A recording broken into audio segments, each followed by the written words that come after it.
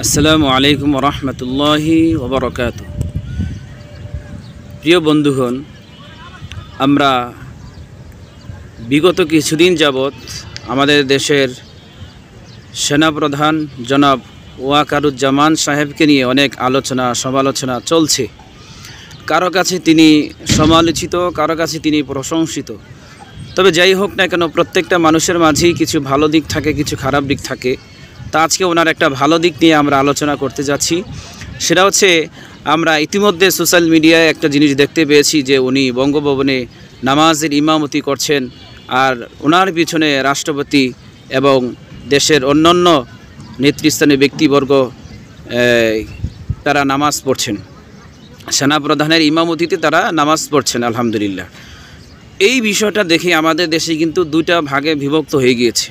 একদিকে উনি প্রশংসিত হচ্ছেন, অন্যদিকে উনি সমালোচিত হচ্ছেন। প্রশংসিত হচ্ছেন কাদের কাছে? প্রশংসিত হচ্ছেন তাদের কাছেই যাদের মাঝে রাষ্ট্রপ্রেম, দেশপ্রেম, দেশাত্মবোধ যাদের মধ্যে রয়েছে, এবং যাদের মাঝে ইমানি বোঝ, ইমানি সমাজ রয়েছে, এবং যাদের মাঝে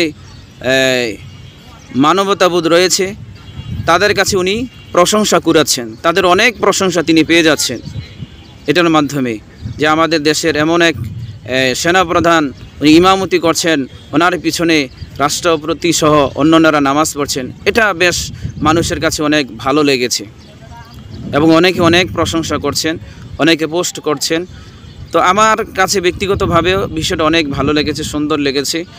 তো আবার বিপরীত দিকে নাস্তিকপাড়া শাহবাগী যারা রয়েছে, তাদের কাছে কিন্তু খুব খারাপ লাগছে, তাদের অনেক কষ্ট হচ্ছে, দুঃখ হচ্ছে, তাদের জ্বলে পুড়ে ছারখার হয়ে যাচ্ছে, তাদের কলিজা পোড়া গন্ধ বের হচ্ছে।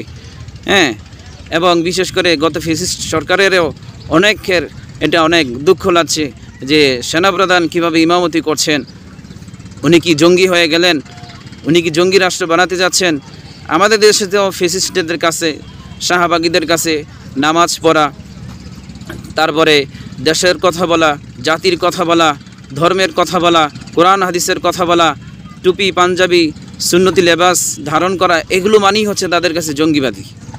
তো যাই হোক, নাস্তিকপাড়া আগুন লেগেছে, শাহবাগীদের বুকে আগুন লেগেছে, ফ্যাসিস্ট সরকারের তাদের কলিজায় আগুন লেগেছে।